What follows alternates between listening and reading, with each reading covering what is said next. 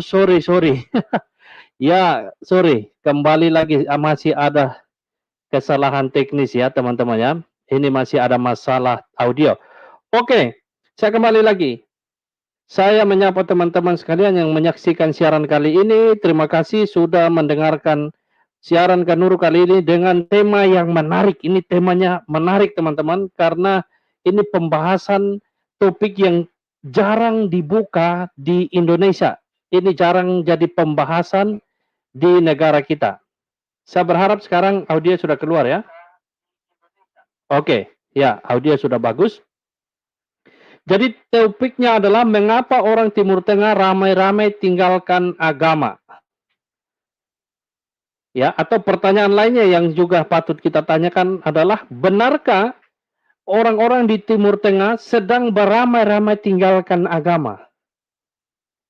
Ya kan? Karena memang topik ini jarang dibahas, teman-teman. Tidak pernah dibahas. Mungkin dibahas, tapi tidak menjadi satu topik pembahasan yang banyak kali dibahas begitu di media mainstream kita. Maka kali ini kan Nurul akan bongkar-bongkaran, akan bahas ini kepada teman-teman sekalian supaya ini menjadi satu pengetahuan kita bahwa di Timur Tengah saat ini ter, terjadi sebuah fenomena yang luar biasa, ya, dirasakan oleh para pemerintah di sana terkait dengan adanya gerakan orang ramai-ramai tinggalkan agama. Dan teman-teman sudah tahu bahwa di Timur Tengah agama yang paling dominan itu adalah agama Islam, ya. Dan kali ini banyak umat muslim di Timur Tengah meninggalkan agama mereka. Dan kita sebentar lagi kita akan lihat penyebabnya apa. Nah, sebelum lanjut, teman-teman bagikan dulu siarannya, like dulu bagi yang sedang menyaksikan siaran ini, kok tendes dulu jempol ke atas itu, baru kita lanjut ya. Baru apalagi kalau kau bagikan siaran ini, wah lebih mantap lagi. Baik, kita langsung saja. Kita lihat berita yang pertama, tentu ini dari sumber yang terpercaya, teman-teman. Kan Nurul tidak pernah menyebarkan berita hoax. Kita anti dengan berita hoax, teman-teman. Meskipun di seberang sana ada orang yang pakai berita hoax untuk menaikkan rating, untuk mencari viewer, tetapi bagi orang Kristen yang benar tidak boleh menyebarkan hoax secara sengaja. Ya, kecuali kita tertipu, kurang pemahaman lalu membagikan satu berita hoax, ya harus dimaafkan. Setelah kita sadar, kita tahu kebenarannya, kita harus minta maaf. Tapi ini saya sudah coba cross check kebenarannya dan saya temukan beberapa sumber berita yang terpercaya adalah salah satunya dari Deutsche Welle. Ini adalah sebuah media elektronik dari Jerman ya. DW ini adalah sebuah portal berita yang terpercaya dan tentu mereka sudah melakukan klarifikasi terkait dengan apa yang mereka muat.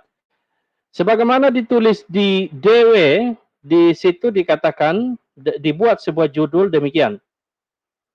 Apakah orang Timur Tengah mulai kehilangan agama? Nah, ini sebuah pertanyaan, teman-teman. Kemudian, survei terbaru, wah ini survei ya, survei terbaru mengindikasikan bahwa di seluruh Timur Tengah dan Iran, hampir separuh penduduknya melepaskan ikatan mereka dengan Islam. Wow, Anda kaget? Saya kaget, teman-teman. Saya kaget betul di sini. Dikatakan hampir separuh penduduknya melepaskan ikatan mereka dengan Islam. Wah, berarti selama ini kan ada ikatan begitu, ada ikatan yang mengikat mereka. Bahkan kalau kita lihat ya, agama itu bagi teman-teman muslim itu menjadi satu identitas bagian dari keseluruhan hidup. Jadi itu mengikat mereka dalam seluruh komponen kehidupan. Ya, tapi di sini dikatakan hampir separuh penduduknya melepaskan ikatan mereka dengan Islam. Ada apa ini, teman-teman? Nah, berita ini Anda tidak temukan di Indonesia, teman-teman. Ini tidak dibahas di media televisi kita. Di YouTube juga jarang dibahas. Yang dibahas oleh teman-teman muslim adalah, wow, di barat gereja rame-rame ditinggalkan, gereja di sana kosong, banyak orang keluar dari gereja. Itu yang kita dengar, teman-teman. Pasti teman-teman juga dengar begitu ya, ada satu ustadz itu, dia secara konsisten menciptakan berita kebohongan bahwa gereja di barat lagi kosong, banyak orang rame-rame jual gereja katanya. Waktu saya tanya teman-teman yang ada di Belanda, yang ada di Amerika, yang ada di Jerman, yo sebaliknya.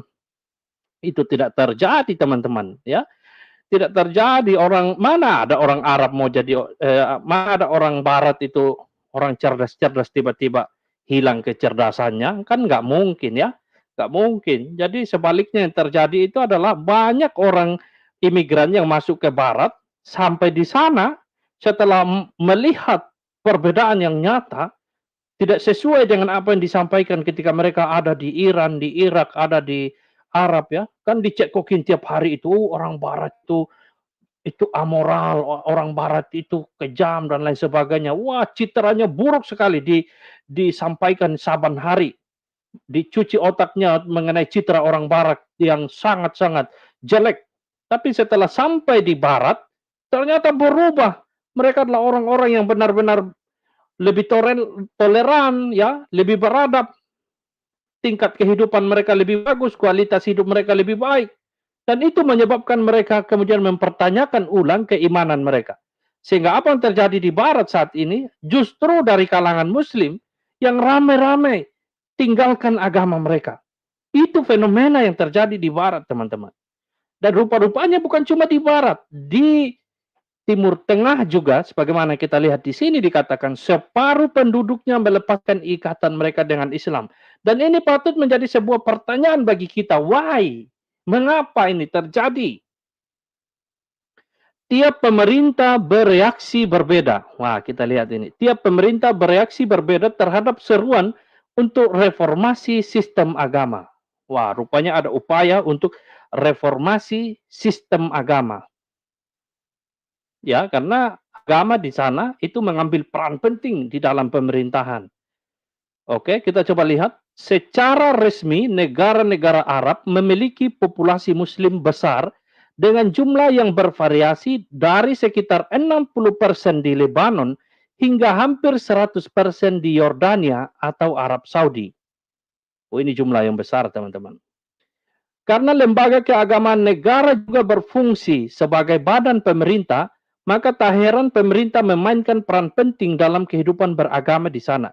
Seperti mengontrol ibadah, mengontrol media, bahkan mengontrol kurikulum sekolah. Nah, itu terjadi di sana, teman-teman. Ya, jadi pemerintah itu mau mereka punya kewenangan mengontrol ibadah. Bahkan saya dengar di Arab Saudi, mereka yang non-Muslim itu tidak dibenarkan untuk menjalankan ibadah mereka. Kecuali mereka masuk Islam baru boleh. Nanti coba kita lihat beritanya, kalau berita ini salah berarti informasi yang saya sampaikan juga ini salah. Ya, tetapi nanti kita coba lihat. Setelah ini saya akan tunjukkan kepada teman-teman.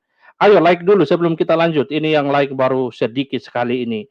Kau bisa terima kasih yang saya, caranya hanya dengan like. Itu cara untuk terima kasih dengan berita yang saya bagikan kali ini. Oke, kita lanjut ya.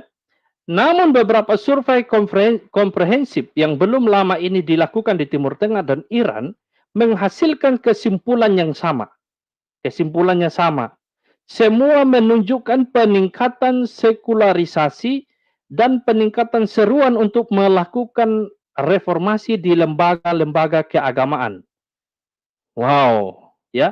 Ini ada terjadi dari dua tempat yang disurvei teman-teman, di Timur Tengah dan di Iran. Terjadi dua hal ini sama, peningkatan sekularisasi. Nah, peningkatan sekularisasi ini adalah sebuah pemikiran yang tidak mau terikat dengan konsep pemikiran agamawi, pemikiran yang bebas, pemikiran yang open-minded, terbuka.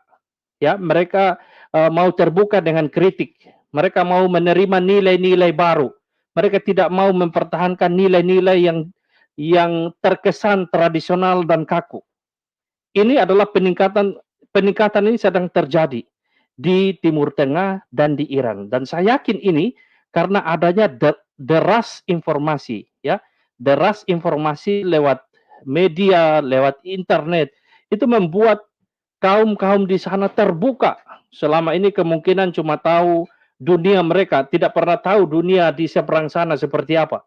Tapi kini mereka mulai melihat, oh ternyata perempuan dan laki-laki itu punya hak yang sama. Bukan cuma laki-laki saja yang diberi kebebasan untuk keluar, kebebasan untuk bawa kendaraan. Coba lihat nilai-nilai itu sudah mulai dibangun teman-teman ya. Di Arab Saudi saja sekarang saya dengar-dengar perempuan sudah dibolehkan untuk membawa kendaraan ya. Bahkan baru-baru ini kita juga sedang mendengar bahwa pemerintah Arab Saudi sedang melakukan razia besar-besaran untuk mengangkat materi-materi yang ada di masjid, di rumah-rumah ibadah, yang mana di sana ada buku-buku pengajaran dari Ikhwanul Muslimin, kalau saya nggak salah ya, Ikhwanul Muslimin, dan itu mulai diangkat, diambil oleh pemerintah. Dan saya yakin ini adalah bagian dari peningkatan sekularisasi, ya, dan juga peningkatan seruan untuk melakukan reformasi di lembaga-lembaga keagamaan. Ya, ini bagian dari itu, teman-teman. Dan saya berharap di Indonesia juga demikian ya. Saya berharap demikian, ada reformasi di lembaga-lembaga keagamaan. Supaya jangan ada lagi kejadian sebagaimana selama ini Yahya Waloni, oh kembali ke Ungke Yahya Waloni, berkoar-koar di media melakukan penistaan penghinaan terhadap kekristenan dan seolah-olah tidak tersentuh oleh hukum. Lalu ujuk-ujuk kemudian MUI memberikan pernyataan bahwa mereka tidak mengenal Yahya Waloni, bahwa Yahya Waloni itu adalah bukan ustadz, bahwa ilmunya belum memenuhi standar. Ini sebuah kecelakaan sejarah saya pikir ya. Sudah sekian tahunnya Yahya Waloni telah merusak tatanan kehidupan yang toleran, kehidupan yang harmonis di bangsa ini, tetapi terlewatkan, tidak mendapatkan ya ganjaran hukum, dan baru kali ini mendapatkan ganjaran hukum. Dan saya berharap ini adalah bagian dari reformasi di lembaga-lembaga keagamaan ya. Dan harapan saya juga MUI dan PGI bisa bekerja sama supaya bangsa kita ini benar-benar tercipta sebuah situasi di mana ada keharmonisan sebagai bangsa yang majemuk. Ini harus diupayakan teman-teman. Maka berharap juga Kristuber, YouTuber Kristen, bahkan juga YouTuber Muslim yang mencintai bangsa dan negara ini, mari kita mendorong ini supaya ada reformasi di lembaga-lembaga keagamaan. Dan salah satu permintaan ini, saya punya permintaan, tolong didengarkan baik-baik ya. Saya minta tolonglah, ini sudah zaman canggih ini. Kenapa lagi kita masih pakai itu toa itu? Aduh, mengganggu sekali ini. Kita ada tidur enak-enak, baru pagi-pagi baru bunyi toa. Itu mengganggu anak-anak ada tidur, nenek-nenek yang ada sakit-sakit baru dengar bunyi toa. Tolonglah, ini zaman canggih. Pakai kau punya HP itu. Ya, pesan untuk ibadah tinggal putar di HP saja toh. Pesan tinggal sampai di HP, semua orang sudah tahu itu jam ibadah, baru bangun sudah ibadah. Jangan lagi pakai itu toa, kasih rusak ini pendengaran kita. Semoga setelah ini jangan dibilang Kak Nurul melakukan penistaan. Ini bukan penistaan ini, kita hanya ungkapkan keluh kesah kita bahwa polusi suara ini terjadi dan sangat mengganggu teman-teman. Iya toh? Ya. Jadi saya minta ini pemerintah tolong dengarkan ini. Pak Yusuf Kalla itu ketua Dewan Masjid kalau saya tidak salah. Tolong kasih tahu itu supaya masjid-masjid itu kasih kecil itu suara toa. Itu sangat mengganggu itu. Ya, oke. Semoga saja ini saya pikir itu bagian dari reformasi lembaga-lembaga keagamaan. Dan pemerintah harus dengarkan itu. Karena kalau kita mau ciptakan ya situasi yang harmonis, yang toleran, ya dimulai dari rumah-rumah ibadah itu. Suara toa itu kan bagus untuk yang lain, tapi tidak bagus untuk yang lain. Ya. Mungkin bagus untuk kalangan muslim, tapi bagi kita yang bukan muslim terganggu kok. Kita lagi tidur enak-enak pagi-pagi, baru itu suara toa mengganggu orang yang sakit, anak-anak yang lagi tidur. Jadi ini perlu didengar ini. Oke, kita coba lihat selanjutnya. Tingkat kesalehan turun selama 1 dekade terakhir. Ada apa ini teman-teman? Ada apa ini? Tingkat kesalehan turun selama 1 dekade terakhir. Ini ada apa? Kesimpulan hasil wawancara oleh lembaga survei terbesar di kawasan Timur Tengah, Arab Barometer, yang telah dilakukan terhadap 25.000 orang di Lebanon mengungkapkan bahwa tingkat ketakwaan pribadi telah menurun sekitar 43% selama 1 dekade terakhir. Angka yang lebih sedikit dari seperempat populasi yang saat ini mendefinisikan diri mereka sebagai orang religius. Wah, ini menurun 43%, teman-teman. Hanya dalam 1 dekade terakhir, katanya. Tingkat kesalehan umat beragama di sana turun drastis, 43%. Ini ada apa, teman-teman? Saya berharap ini bukan karena adanya Muhammad KC ini yang bahas hadis, bahas Quran. Saya berharap bukan karena itu, tapi kalau karena itu, aduh. Ya, tapi ini kembali lagi pertanyaan, mengapa ini terjadi, teman-teman? Kenapa? Seharusnya kan ini sesuai dengan apa yang dijanjikan oleh yang dikatakan oleh teman-teman Muslim bahwa ini terjadi peningkatan agama paling cepat, agama dengan pertumbuhan paling pesat itu adalah agama Islam, kata beberapa teman-teman, ya. Ya, tetapi faktanya yang terjadi berbeda, teman-teman. Ini mengapa? Dan tentu saya tidak mengatakan bahwa di dalam kekristenan juga tidak ada penurunan. Ada juga penurunan, teman-teman, ya, ada juga penurunan. Tapi tentu jumlahnya berbeda, ya, jumlahnya berbeda atau kemungkinan ya persennya berbeda. Nah, kembali lagi. Ini masalahnya apa? Apa jadi persoalan? Oke, kita coba lihat selanjutnya. Seorang wanita Lebanon memberitahu DW tentang pengalamannya tumbuh dalam rumah tangga yang konservatif. Saya berasal dari keluarga yang religius. Orang tua saya memaksa saya untuk mengenakan cadar. Ketika saya baru berusia 12 tahun, kata perempuan berusia 27 tahun yang tidak ingin namanya dipublikasikan. Mereka terus-menerus mengancam jika saya melepaskan cadar, saya akan masuk neraka, tambahnya. Ini dia rupanya, ya. Ini dia yang membuat banyak, ya, masih bertahan di dalam agama mereka, khususnya di Timur Tengah, ya, teman-teman, ya, dan mungkin juga di Indonesia. Banyak yang masih bertahan ini karena apa? Karena diancam-ancam, katanya, ya. Bayangkan dari 12 tahun itu dipaksa, katanya, untuk memakai cadar. Bahkan saya, katanya, terus-menerus diancam. Jika saya melepas cadar, saya akan masuk neraka. Nah, saya juga sering dengar-dengar di Indonesia juga begitu, ya, selalu diintimidasi begitu. Kalau kamu ini, wah, masuk neraka kamu kafir. Jadi ini ditakut-takuti. Nah, kalau ada teman-teman Muslim yang sering ditakut-takuti begini, woi, sadarlah. Ingat pesan dari Pak Muhammad KC. Sadarlah, saudara-saudaraku. Kita ini adalah makhluk merdeka. Sadarlah. Jangan mau diancam-ancam seperti ini, seolah-olah yang mengancam itu yang pemilik neraka. Seolah-olah dia yang menentukan siapa yang masuk surga, siapa yang masuk neraka. Woi, sadarlah. Yang menentukan kita masuk surga dan masuk neraka hanya Tuhan. Tak ada satupun yang punya hak untuk menentukan kita ada di mana. Ya, jadi kalau kau yang menjalankan ibadah hanya karena paksaan, sadarlah. Engkau itu makhluk merdeka. Engkau punya kemampuan untuk mengambil keputusan, ya. Dan negara itu menjamin seseorang itu mengambil keputusan memilih agama apa. Sadarlah, jangan mau dipaksa untuk beragama. Jangan mau hati nuranimu, ya, dijajah oleh orang-orang yang sedikit-sedikit ancam masuk neraka, sedikit-sedikit bilang kafir. Woi, sadarlah. Wah, ini kita harus promosikan ini tagline-nya Pak Muhammad KC. Sadarlah. Beberapa tahun kemudian, perempuan itu bertemu dengan sekelompok teman AIS di lingkungan universitas. Saya lambat laun yakin dengan keyakinan mereka. Jadi suatu hari sebelum pergi ke kampus, saya memutuskan untuk melepas cadar dan pergi dari rumah, katanya. Bagian tersulit adalah menghadapi keluarga. Jauh di lubuk hati saya merasa malu karena merendahkan orang tua saya. Di Lebanon, kantor catatan sipil menyertakan identitas sektarian dari setiap warga. Di antara 18 opsi non-religius tidak termasuk di dalamnya.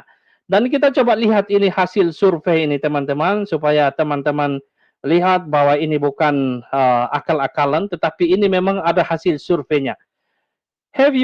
How have you belief changed? Bagaimana imanmu berubah? Coba kita lihat yang berwarna biru ini teman-teman. Ini adalah orang yang berpindah dari beragama menjadi tidak beragama. Ini adalah jumlahnya 47%. Mereka yang sebelumnya punya agama, pindah ke menjadi orang yang tidak beragama. Artinya tidak punya agama lagi. Itu 47%. Sedangkan warna biru, yang biru tua ini biru muda, ini biru tua ini adalah orang yang imannya tidak mengalami perubahan. Ini 41%. Ya. Kemudian yang warna orange ini, orang yang memilih untuk beragama setelah sebelumnya tidak beragama. Ini nilainya cuma 6. Orang yang dulunya tidak punya agama, lalu kemudian menjadi beragama. Wah, sorry, rupanya terlepas teman-teman. Oke, saya ulang kembali.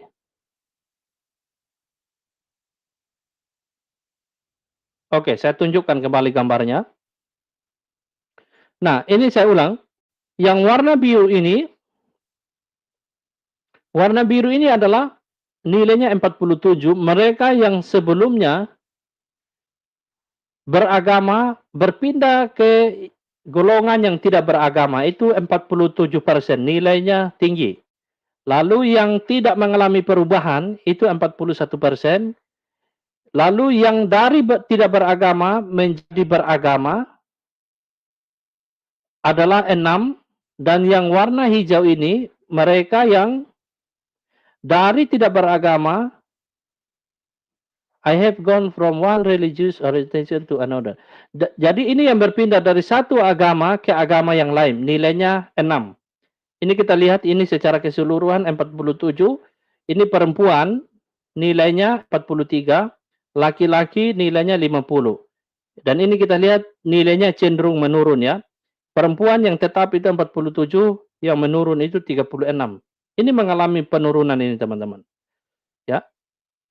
Dari segi usia kita lihat 20 sampai 29 tahun. Oh, ini tinggi sekali jumlahnya ini yang berpindah ini. Dari yang beragama ke tidak beragama 52%. Ini usia 20 sampai 29. Ini adalah usia-usia milenial. Orang-orang yang berpikirannya mulai terbuka, melek dengan informasi. Ya, dan yang dibawanya ya masih bertahan karena menganggap agama itu jati diri, agama itu bagian dari marwah keluarga, agama itu adalah bagian dari identitas suku dan lain sebagainya. Tapi ini usia 20 sampai 29 ini pemikiran terbuka teman-teman. Ya, dan ini besar sekali angkanya ini teman-teman. Ini usia produktif ini. Usia 30 sampai 49 ini jumlah yang tinggi juga. 46%. Sedangkan yang tetap itu 41. Dari usia 50 juga tinggi teman-teman ya. 50 tahun ke atas. Wah, ini kaum-kaum berpikir cerdas ini. 41%. Jumlah tinggi juga teman-teman. Ya. Oke, kita coba ini sumbernya dari Gaman Iranian's Attitude Towards Religion June 2020. Ini masih terbaru teman-teman. Silahkan Anda cross check ini. Ini apakah ini hoax atau benar? Silahkan Anda cari tahu. Survei terbaru mewawancarai 50.000 orang di Iran dengan hasil 47% dilaporkan telah berubah dari religius menjadi non-religius. Ya, bayangkan 47%. Dari mereka yang dulunya beragama sekarang berpindah menjadi orang tidak beragama. Ini ada apa ini teman-teman? Ya. Ayo kita lihat lagi ke bawah. Orang Iran mencari perubahan agama. Sebuah survei baru terdapat 50.000 orang yang diwawancarai oleh grup untuk menganalisis dan mengukur sikap di Iran. Menemukan bahwa tidak kurang dari 47% melaporkan telah beralih dari beragama ke non-beragama. Poyan Tamimi dan tingkat kesuburan yang menurun, katanya kepada Dewe. Oh, rupanya ini teman-teman, ini alasannya ini teman-teman. Karena tingkat literasi meningkat. Artinya orang yang melek huruf makin meningkat, yang tahu baca tulis makin meningkat. Dulunya mungkin hanya bisa melantunkan kitab-kitab suci dalam bahasa mereka, tapi sekarang mereka sudah bisa bahasa artinya. Sudah lihat terjemahannya, oh ternyata maksudnya begitu katanya. Selama ini kan cuma tahu membaca saja, tidak tahu artinya. Tapi ketika diuraikan oleh Christian Prince, ini karena penetrasi internet teman-teman, ada Christian Prince, ada Sam Shamoun, ada David Wood, ada Jay Smith, ada Daniel Gibson yang buka fakta-fakta yang selama ini tidak pernah diketahui. Salah satunya adalah tentang, ini ada yang bilang suara. Bagaimana suara? Suara ada masalah kah? Nah, salah satunya adalah yang dibahas oleh Daniel Gibson, bahwa ternyata arah kiblat pada Muslim awal itu adalah bukan ke arah Mekah pada zaman modern. Kiblatnya itu ke Petra katanya. Wah, informasi ini kemungkinan sudah sampai sehingga akhirnya sekarang rame-rame orang mempertanyakan agamanya. Dulu kan tidak pernah pertanyakan. Oh, sekarang mulai melek internet, informasi sudah sampai ke mereka. Jadi akhirnya kini mereka mulai tahu kebenaran yang sesungguhnya yang selama ini barangkali tidak pernah dibukakan. Ya, oke, kita coba lihat. Sementara itu dari 99,5% angka sensus Syiah Iran, Gaman menemukan bahwa 78% peserta percaya pada Tuhan, tetapi hanya 32% yang mengidentifikasi diri mereka sebagai Muslim Syiah. Angka-angka ini menunjukkan bahwa 9% mengidentifikasi dirinya sebagai ateis, 8% sebagai Zoroastrian, dan 7% sebagai spiritualis, dan 6% sebagai agnostik, dan 5% sebagai Muslim Sunni. Sekitar 22% lainnya tidak terkait dengan agama manapun. Ya, selain itu fenomena lainnya yang muncul teman-teman adalah adanya fenomena nons, munculnya nons. Sosiolog Ronald Inglehart, Profesor Emeritus Ilmu Politik Lowenstein di University of Michigan, dan penulis buku religius Sudden Decline telah menganalisis survei di lebih dari 100 negara dilakukan dari tahun 1981 sampai tahun 2020. Inglehart mengamati bahwa sekularisasi cepat bukanlah hal yang unik di Timur Tengah. Munculnya apa yang disebut nons tidak mengidentifikasi dengan keyakinan tertentu telah dicatat di negara-negara mayoritas Muslim, berbeda seperti Irak, Tunisia, Maroko, dan Tamimi Arab katanya. Nah, rupanya fenomena ini mendapat respon yang kurang baik teman-teman, karena adanya ancaman terhadap perubahan itu, ancaman perubahan sikap. Semakin banyak orang membedakan antara agama sebagai keyakinan dan agama sebagai suatu sistem, semakin keras seruan untuk reformasi. Tren ini mengurangi upaya Iran serta para pesaing Arab Saudi, Turki, dan Uni Emirat Arab untuk mendapatkan kekuatan lunak religius dan kepemimpinan di dunia Muslim. Ya, jadi ini yang barangkali membuat banyak orang masih mikir-mikir teman-teman. Mikir-mikir untuk pindah agama. Kenapa? Karena taruhannya nyawa.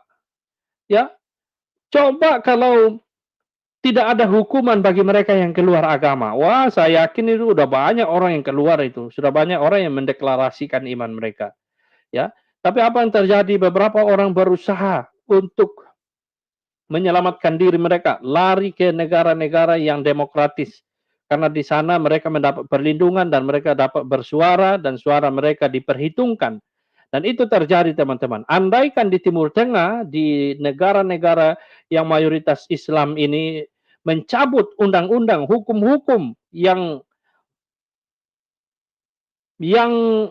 membatasi orang untuk keluar dari agama atau melarang orang keluar dari agama, wah, tentu wajah dari Timur Tengah akan berubah pesat, teman-teman. Ya, tetapi rupanya ini masih kuat di sana. Nah, kita lihat sumber berita lainnya untuk menguatkan apa yang kita lihat di DW tadi. Tersohor sebagai pusat penyebaran Islam. Faktanya kini makin banyak orang murtad di wilayah Arab. Ternyata ini yang lebih mereka pilih. Ini dibuat di sebuah situs Mentari DP. Ini baru beritanya, teman-teman. 31 Mei 2021. Kita lihat. Secara resmi negara-negara Arab memiliki populasi umat Islam yang besar, tapi bervariasi dari sekitar 60% di Lebanon hingga hampir 100% di Yordania dan Arab Saudi. Ini karena lembaga keagamaan negara juga berfungsi sebagai badan pemerintah. Sehingga pemerintah memainkan peran penting dalam kehidupan beragama, di mana mereka mengontrol media atau kurikulum sekolah. Wah, semua dikontrol, teman-teman, ya. Media dikontrol, internet dikontrol, berita yang dikonsumsi publik itu dikontrol, kurikulum sekolah juga dikontrol. Kita berharap ini tidak terjadi di Indonesia, teman-teman, ya. Kita doakan jangan sampai terjadi di Indonesia. Kurikulum sekolah kita juga kita berharap itu tidak dikontrol. Makanya saya berharap kurikulum yang menyesatkan itu, yang mengatakan bahwa Injil itu sudah diubahkan, Taurat sudah diubahkan, lalu beberapa ayat Alkitab diambil, ditafsirkan sesuka hati oleh Kementerian Pendidikan kita, itu segera dikoreksi, itu penistaan itu. Ya, seenaknya saja mereka menafsirkan kitab suci orang Kristen, lalu dipakai untuk menguatkan opini dan pendapat mereka. Itu juga bagian yang harus, saya pikir harus direformasi. Penyusunan kurikulum kita jangan secara sepihak itu disusun, ya, harus disusun bersama-sama supaya tidak ada tendensi-tendensi khusus. Saya perhatikan beberapa kurikulum kita itu punya misi-misi khusus, pesan-pesan khusus yang menguatkan satu agama tertentu. Ini hal yang saya pikir perlu dikoreksi. Kalau mau negara kita maju, maka sejarah itu harus ditulis dengan jujur. Tidak boleh ada yang disembunyi-sembunyikan. Ya, sejarah harus dibuka. Ya, misalnya kalau memang Majapahit itu hancur oleh karena adanya sebuah kerajaan Demak yang dipimpin oleh raja, yang mana oleh raja itu dipengaruhi oleh sekelompok Islam yang pemikirannya radikal pada waktu itu, sehingga pada akhirnya kerajaan Majapahit itu diluluhlantakkan dan seluruh peradabannya dihancurkan, ya, buku-bukunya, perpustakaannya dan semua peninggalan dari kerajaan Majapahit itu dihancurkan. Ini harus dibongkar, dibuka ini di dalam sejarah. Ya, jangan ditutup-tutupi. Kita harus jujur dengan sejarah. Jangan ada yang disembunyikan. Jangan ada dusta di antara kita. Kalau mau bangsa dan negara kita ini maju, kurikulum ini harus disusun dengan sebaik-baiknya. Jangan lagi ada fitnah, jangan lagi ada tendensi-tendensi khusus. Jangan memasukkan dakwah agama di dalam kurikulum sekolah kita. Saya perhatikan kurikulum sekolah kita ada intrik dakwah agama, satu agama di dalamnya. Ini tidak boleh, ya. Ini tidak boleh. Pemerintah tidak boleh melakukan hal itu. Ya. Namun kini beberapa survei yang dilakukan dan sangat komprehensif di Timur Tengah dan Iran menghasilkan hasil yang mengejutkan. Misalnya di Lebanon telah terjadi banyak orang kehilangan agama. Dilansir dari DW di sini dikatakan, ya, hampir sama tadi, ya. Sebagaimana tadi kita temukan, 43% orang mengalami penurunan kesalahan pribadi selama 1 dekade. Ini dikutip juga dari situ. Nah, ini kesaksian dari seorang wanita Lebanon. Dia mengatakan, saya dari keluarga yang sangat religius, orang tua saya memaksa saya untuk mengenakan cadar. Ini sama tadi, kita sudah baca, ya. Ya. Ini rupanya sama. Ya. Nah, di Iran, coba kita lihat di konteks di Iran. Sebuah survei baru-baru ini terhadap 40.000 orang di Iran.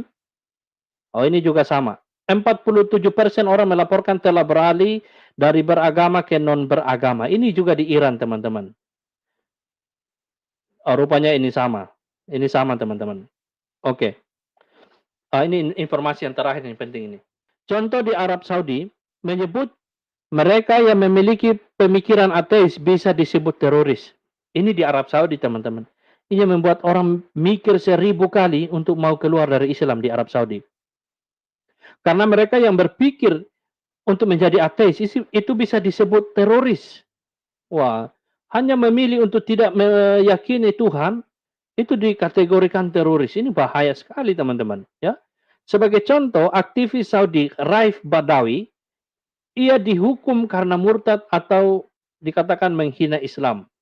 Badawi dijatuhi hukuman 10 tahun penjara dan 1000 cambukan karena mempertanyakan mengapa orang Arab Saudi wajib memeluk Islam. Wah, hanya gara-gara mempertanyakan ini teman-teman. Hanya dia mempertanyakan mengapa orang Arab Saudi wajib memeluk Islam. Ini saya yakin sebuah pertanyaan yang masuk akal, ya kan?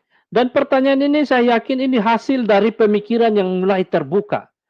Dengan adanya pemahaman akan hak asasi manusia. Bahwa pada dasarnya, pada hakikatnya, setiap manusia itu punya hak-hak, punya hak dasar ya untuk memilih menjadi umat agama dari satu agama dan memilih untuk tidak mengimani keimanan dalam satu agama. Itu kan hak dasar dari setiap manusia. Tapi rupanya di sana nampaknya ya dari pertanyaan ini ada kewajiban bahwa semua orang Arab Saudi wajib memeluk Islam. Dan ini dipertanyakan oleh Badawi. Hanya gara-gara pertanyaan ini teman-teman, ia dihukum 10 tahun penjara dan 1000 cambukan. Wow, bayangkan teman-teman, hanya karena bertanya. Ini hukumannya. Bayangkan ya, kalau tidak ada hukuman ini teman-teman, saya yakin banyak orang seperti Badawi ini. Makanya jangan teman-teman di sini bangga-bangga katanya, wah ini kami kalau ada beberapa teman-teman ya, mereka komentar begini, kalau Islam itu adalah salah, kenapa pengikutnya bertahan sekian ratus dekade katanya. Jumlahnya sekarang bertahan bahkan cenderung meningkat. Ya lihat dulu aturan yang dibuat di negara-negara Muslim. Ini negara-negara ini memberlakukan aturan yang keras bagi mereka yang mau keluar dari Islam. Maka pasti orang mikir-mikirlah mau tinggalkan Islam, ya. Nah, ini tidak berlaku di negara-negara demokratis seperti di Eropa, di Amerika, tidak berlaku hal-hal begini. Makanya kalau ada orang yang tinggal karena agama mereka ya biasa saja, ya. Tapi kalau sampai hari ini kekristenan, kalau kita bicara secara jumlah ya, kalau kita ikuti pola pemikiran teman-teman Muslim, sampai hari ini orang Kristen masih bertahan, masih tetap nomor satu. Ini kita ikuti ini gebleknya orang-orang ini yang punya logika seperti itu. Sampai hari ini orang Kristen masih nomor uno. Padahal tidak ada undang-undang hukum-hukum yang seperti ini. Tidak ada peraturan yang mengikat, mengekang orang kalau keluar dari kekristenan akan dapat hukuman 10 tahun penjara dan 1000 cambukan. Tidak ada aturan seperti itu di negara-negara yang mayoritas Kristen. Tapi toh sampai hari ini orang Kristen masih tetap bertahan.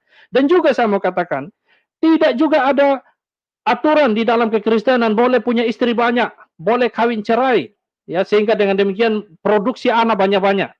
Tidak ada aturan seperti itu di negara-negara yang mayoritas Islam. Tapi sampai hari ini kalau dari segi jumlah, ini sekali lagi kalau kita mau pakai konsep berpikir dari teman-teman Muslim kita ini, sekali lagi saya mau katakan, jumlahnya masih terus bertahan sampai hari ini dengan jumlah orang Kristen masih nomor satu sampai hari ini. Ini pertanyaannya adalah mengapa, ya kan? Ya, ya apakah hal ini menunjukkan bahwa kekristenan itu benar? Ya, jadi teman-teman sekali lagi saya mau katakan dari segi jumlah kuantitas tidak membuktikan bahwa itu benar, ya. Dan pemikiran itu salah teman-teman. Karena kalau seperti itu dulu pernah komunis itu menjadi mayoritas di satu negara, tapi tidak membuktikan bahwa konsep komunis itu adalah benar. Ya, maka pemikiran ini adalah tidak mewakili pemikiran yang benar, teman-teman. Sekarang mari kita lihat lebih dekat seperti apa sebenarnya kehidupan beragama di Arab Saudi, teman-teman. Ya, banyak informasi yang kita temukan di sini. Sebagaimana teman-teman bisa baca ini di bagian apa nih? coagov.com, situs kumpulan berita sosial di Arab Saudi saat ini. Nanti teman-teman bisa cek beritanya. Mengetahui agama di Arab Saudi. Oke, minta maaf teman-teman, ada kendala tadi, kita kembali lagi mengudara ya. Ada kendala teknis di sini, saya berharap kali ini siarannya bisa lancar dan kita bisa akhiri dengan baik ya. Bertahan lagi beberapa menit lagi kita akan selesaikan siarannya. Mungkin ada yang merasa terganggu dengan apa yang Kak Nurul bagikan ya, jadi akhirnya diganggu. Jadi coba kita lihat. Nah, konversi konversi ke agama lain di Arab Saudi dianggap sebagai tindakan murtad dan kejahatan yang dapat dihukum mati, meskipun hukuman seumur hidup adalah bentuk hukuman yang paling dapat diterapkan yang digunakan. Wah, ini rupanya berat sekali teman-teman, hukuman bagi mereka yang mau murtad ya. Jadi mereka itu hukumannya adalah hukuman mati, hukuman seumur hidup teman-teman. Nah ini yang membuat banyak orang mikir-mikir untuk keluar dari agama mereka saat ini. Ya, jadi ini apakah sebuah kebanggaan atau sebuah momok? Ya, teman-teman pikirkanlah dengan jujur. Kan dengan jujur. Apakah membuat peraturan seperti ini mengekang orang ya sehingga orang tidak bisa menggunakan free will-nya, kehendak bebasnya untuk memilih, ini sesuatu hal yang layak dipuji, sesuatu hal yang baik atau sesuatu hal yang perlu kita kritisi? Silakan teman-teman putuskan sendiri, ya. Jadi jangan banggalah kalau di sana masih mayoritas, jumlahnya masih banyak, ya benar saja karena hukumannya bagi mereka yang keluar ini berat sekali teman-teman, ya. Islam Sunni adalah agama satu-satunya Islam Sunni adalah satu-satunya agama yang diizinkan untuk mempraktikkan agama di depan umum. Oh, jadi hanya golongan Sunni teman-teman, yang Syiah, Ahmadiyah, apalagi Kristen kemungkinan tidak diizinkan ya. Ya. Dan kemudian ada mutawin, polisi agama. Oh, ada polisi agama juga teman-teman. Ini golongan orang suci kayaknya. Menegakkan hukum ini dan menuntut semua yang bertentangan dengannya. Ada polisi agama teman-teman. Inilah mereka ini yang bergerak. Lihat mereka yang mau melawan ya, melawan aturan, maka polisi agama ini yang akan bergerak. Dan ini terjadi di sana. Hanya di sana terjadi teman-teman, ya. Dan ini juga dipakai di Aceh ya, teman-teman, kalau lihat di Aceh yang punya aturan daerah istimewa Aceh, ada polisi syariah di sana. Nah ini yang nanti lihat mereka yang pakai rok mini, celana yang minim-minim kain, mereka itu yang bergerak. Kalau ada yang tidak pakai kerudung, itu mereka punya urusan itu. Jadi paksa orang harus ikuti sesuai aturan yang berlaku. Jadi di sana itulah yang membuat orang tidak berpikiran secara merdeka, teman-teman. Ya, perlakuan kerajaan Arab Saudi terhadap minoritas agama telah digambarkan sebagai religius apartheid oleh para kritikus Arab Saudi dan non-Saudi. Negara ini telah memonopoli agama dan tidak ada toleransi terhadap kepercayaan, ideologi, dan simbol agama lain. Oh, rupanya ada kritikan teman-teman ya. Mulai ada kritikan dari golongan kritikus Arab Saudi dan non-Saudi. Mereka mengatakan bahwa pemerintah atau negara telah memonopoli dan tidak ada toleransi terhadap kepercayaan, ideologi, dan simbol agama lain. Maka kita bersyukur teman-teman, kalau di Indonesia masih ada toleransi, belum seperti ini di Indonesia, ini lebih parah lagi kan? Ini lebih parah lagi ini, ya. Jadi negara itu campur tangan sampai ke urusan agama, ideologi, simbol agama lain. Tidak ada toleransi di sana, teman-teman. Jadi jangan berharap ada lihat salib di sana, apalagi pakai kalung salib. Jangan, jangan. Saya khawatir jangan-jangan model tiang listrik di sana itu nggak ada seperti di Indonesia ya. Karena tiang listrik itu orang anti itu lihat itu model salib. Ya iyalah namanya negara sudah di sana, kalau negaranya maju kemungkinan kabel listriknya ada di dalam tanah teman-teman ya. Jadi simbol-simbol agama itu tidak ada katanya. Tapi ini menjadi pertanyaan bagi saya. Katanya ini agama kan agama rahmatan lil alamin. Tapi kok ini tidak ada rahmat, tidak ada toleransi untuk mereka yang punya agama berbeda ini. Ya. Jangan sampai teman-teman pemikiran ini, ide ini berkembang di Indonesia. Minta tolong jangan sampai teman-teman. Ini adalah kerja ini harus menjadi perhatian kita semua warga Indonesia. Engkau Buddha, Hindu, Kristen, Muslim yang cinta keberagaman, cinta kemajemukan, mari bersama-sama kita bergerak. Kita harus mempertahankan Indonesia ini tetap sebagaimana adanya saat ini. Jangan sampai ada orang-orang yang mau merubahnya, ya, sehingga nanti apa yang terjadi di Arab Saudi ini diterapkan di Indonesia. Bahwa di sini tidak ada lagi toleransi terhadap ideologi dan simbol agama lain. Jangan sampai terjadi. Mari berdoa kuat-kuat dan mari bersama-sama kita menjaga Indonesia, jangan sampai Indonesia seperti di negara Arab Saudi, teman-teman, ya. Muslim lain seperti Muslim Syiah tidak diizinkan untuk menjalankan agama atau melayani di kantor negara manapun, termasuk layanan publik. Wah, bayangkan teman-teman, hanya karena mereka Muslim Syiah itu tidak boleh melayani di kantor negara dan tidak boleh masuk dalam layanan publik. Wah, kejam sekali ya. Tidak ada perikemanusiaan menurut saya ini. Ini peraturan seperti ini ya. Wisatawan yang berkunjung ke negara tersebut tidak diperbolehkan membawa simbol agama seperti salib dan kitab suci. Wah, jadi Anda itu nyong-nyong dari Ambon yang biasa pakai salib, kalau lu pergi ke Arab Saudi, lebih baik kau kasih keluar itu salib, nyong-nyong. Jangan kau bawa masuk salib ke sana. Itu tidak boleh. Apalagi lu bawa Alkitab, nyong, kasih tinggal nyong. Lebih baik lu kasih tinggal itu. Karena dong pasti tahan di bandara itu, ya. Meskipun negara secara terbuka mengklaim melindungi hak non-muslim untuk beribadah secara pribadi, organisasi HAM dan non-muslim mengklaim bahwa negara tidak memberikan pedoman untuk beribadah secara pribadi atau publik dan sering menangkap non-muslim. Wah, ini ucapan klisenya di depan sih, wah bagus-bagus ya. Kelihatannya sangat mengayomi minoritas gitu ya. Tapi faktanya kata organisasi HAM, ya, mereka tidak memberi pedoman bagaimana mereka yang non-muslim itu beribadah secara pribadi atau publik. Bahkan yang sering terjadi adalah mereka yang non-muslim itu ditangkap, teman-teman. Ditangkap, ya. Minoritas Syiah menjadi sasaran sanksi dan praktik diskriminasi ekonomi. Ada diskriminasi ekonomi juga. Hanya karena orang itu adalah minoritas Syiah, bukan Sunni, maka ada diskriminasi ekonomi. Meskipun minoritas Syiah diperbolehkan merayakan hari raya Asyura, mereka tidak diperbolehkan mengadakan acara perayaan besar atau berkumpul dalam jumlah besar untuk merayakan upacara tersebut. Ya, ini informasi yang perlu kita ketahui teman-teman, bahwa itulah yang terjadi di Arab Saudi. Dan inilah juga yang membuat orang mikir-mikir untuk pindah agama, teman-teman.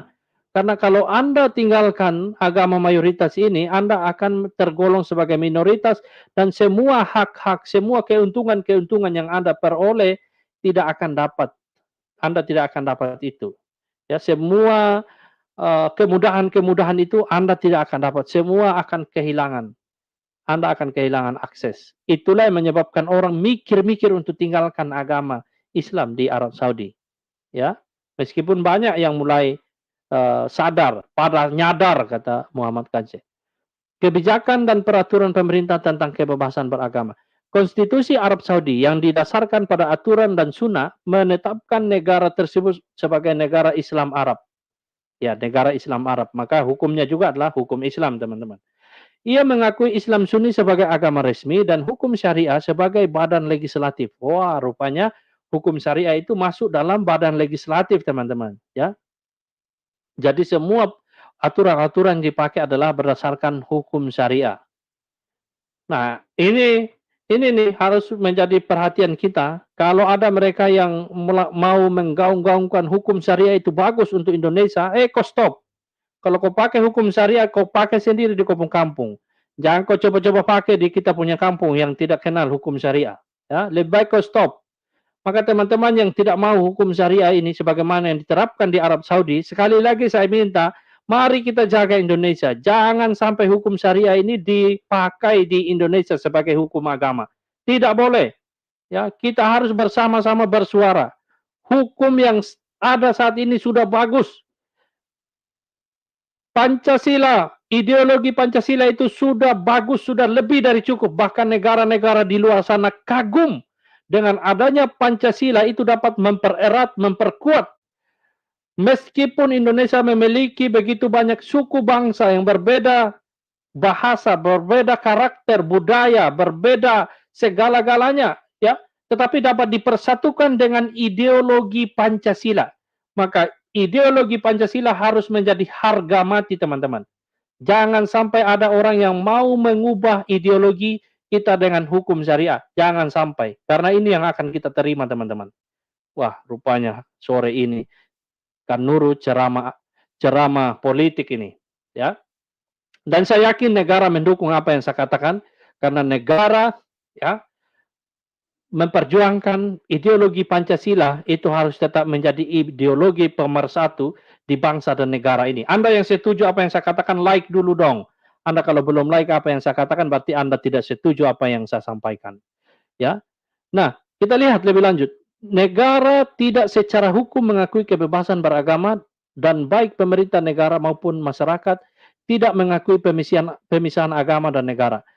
Kabupaten ini menentang reformasi Muslim abad ke-21 yang berusaha menafsirkan kembali hukum Islam untuk mengakui perkembangan sosial dan ekonomi, otonomi pribadi, hubungan gender, dan demokrasi. Undang-undang mengakui anak-anak yang lahir dari ayah Saudi sebagai Muslim dan harus diintegrasikan ke dalam budaya Islam. Semua non-warga negara yang memasuki negara itu harus membawa kartu identitas Muslim atau non-Muslim. Wah, ini kartu identitasnya itu hanya dua ini, Muslim atau non-Muslim. Para pemuka agama Sunni menerima tunjangan bulanan, sedangkan pemuka agama lain tidak berhak atas hal yang sama. Wah, ini tidak adil ya. Hanya mereka yang pemuka agama Sunni yang dapat tunjangan. Kalau yang pendeta atau yang mereka yang dari Syiah, mereka tidak dapat itu.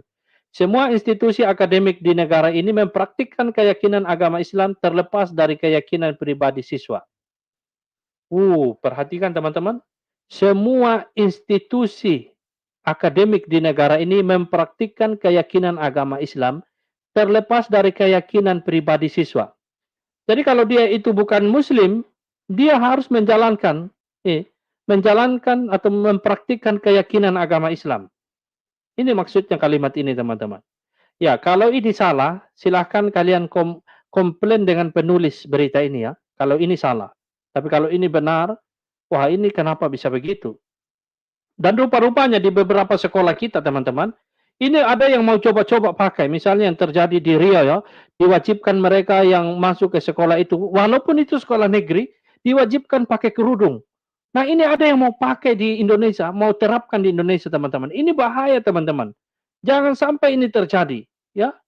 Masa iya hanya karena masuk di situ dan mayoritas Muslim, guru-gurunya, kepala sekolahnya, lalu kemudian seorang anak Kristiani pun dipaksa harus pakai kerudung? Ini tidak boleh terjadi di bangsa dan negara ini, teman-teman. Ya, hak setiap orang harus dihargai. Nah, ini rupanya di Arab Saudi begini, teman-teman. Meskipun dia bukan Muslim, tapi karena dia sekolah di situ, maka dia harus wajib menjalankan keyakinan agama Islam, terlepas dari keyakinan siswa itu apa. Waduh, ini benar-benar tidak sehat ini, teman-teman. Ini tidak bagus, tidak cocok untuk di Indonesia. Makna Makkah dan Madinah bagi Muslim di seluruh dunia. Oke, ini kita tidak perlu lihat. Kita lihat bagian terakhir. Non-Muslim di Arab Saudi. Populasi non-Muslim yang sangat kecil yang tinggal di Arab Saudi, sebagian besar terdiri dari pekerja asing. Namun warga tersebut tidak diperbolehkan menjalankan agamanya jika mereka bukan Muslim. Wah, ini. Jadi non-Muslim di sana, teman-teman, tidak diperbolehkan menjalankan agamanya karena mereka bukan Muslim. Tidak ada kebebasan untuk menjalankan agama di sana. Karena apa? Karena di sana hukum syariah mengatur itu, teman-teman.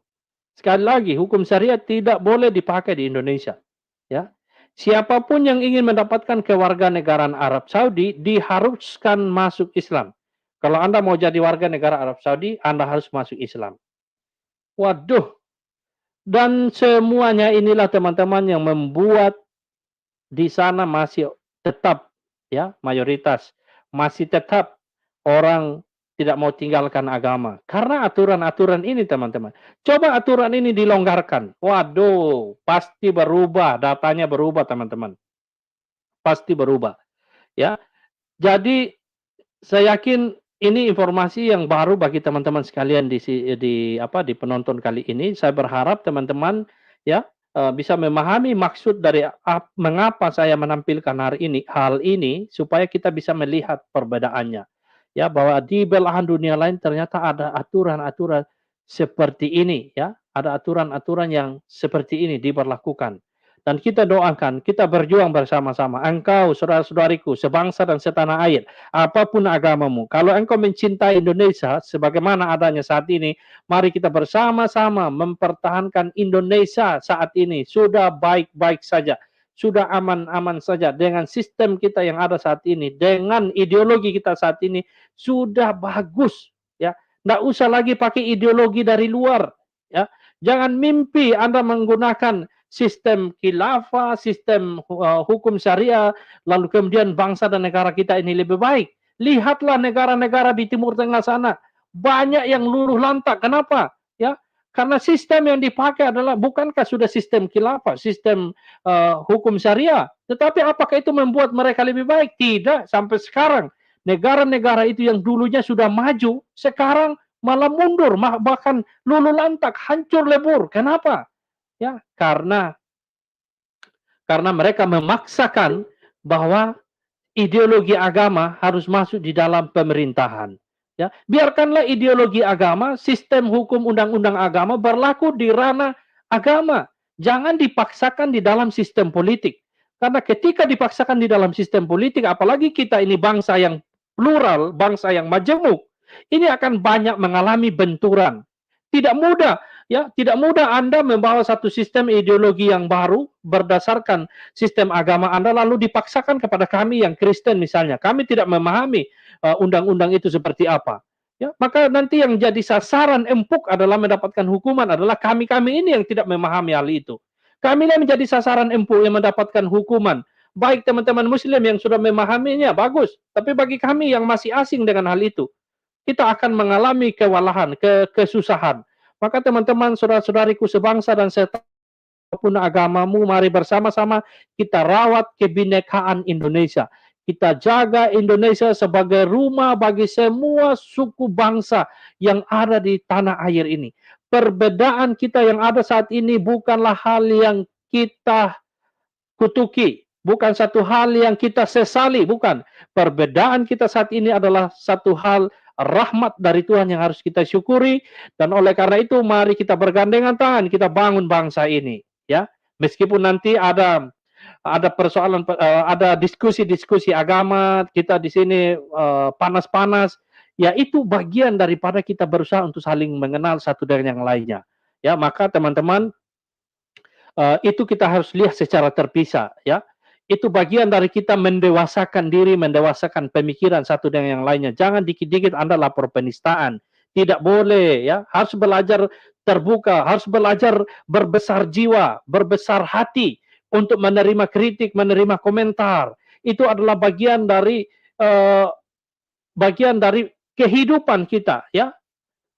Jadi kalau Anda anti kritik, itu Anda namanya tidak mau maju, Anda tidak mau berkembang, ya. Kalau Anda dikritik, itu bagian supaya Anda itu bisa berpikir kritis, supaya Anda bisa mengambil keputusan secara tepat, ya. Maka saya tidak setuju kalau diskusi agama itu berujung pada laporan-laporan penistaan agama. Anda itu cemen sekali. Anda tidak cocok tinggal di dalam bangsa Indonesia ini, ya. Dan saya berharap nanti pasal atau undang-undang penistaan agama ini segera dipikirkan, dipertimbangkan ulang dan dicabut, ya, supaya diskusi lintas iman itu adalah ruang yang diberi kebebasan. Ingat, Indonesia ini negara yang plural, majemuk, ya, maka masing-masing kita tentu punya pemikiran yang berbeda. Masa iya kita mengemukakan pendapat kita, pemikiran kita yang berbeda di ruang publik, lalu kemudian kita diganjar dengan hukum dan undang-undang penistaan agama? Ini sangat-sangat tidak bagus untuk membawa Indonesia ini maju lebih selangkah. Ya, kecuali kita mau sama seperti Arab Saudi yang tetap mundur, mengekang orang untuk berpikiran secara progresif, berpikir secara kritis. Ya, silakan saja, tapi saya yakin Indonesia tidak akan bertahan kecuali Indonesia mau mengayomi semuanya, semua konsep dan cara berpikir diberi ruang. Ya, sekali lagi, itulah beritanya teman-teman. Kita lihat bahwa memang fenomena itu terjadi di sana, terjadi pergerakan, movement orang-orang pindah agama.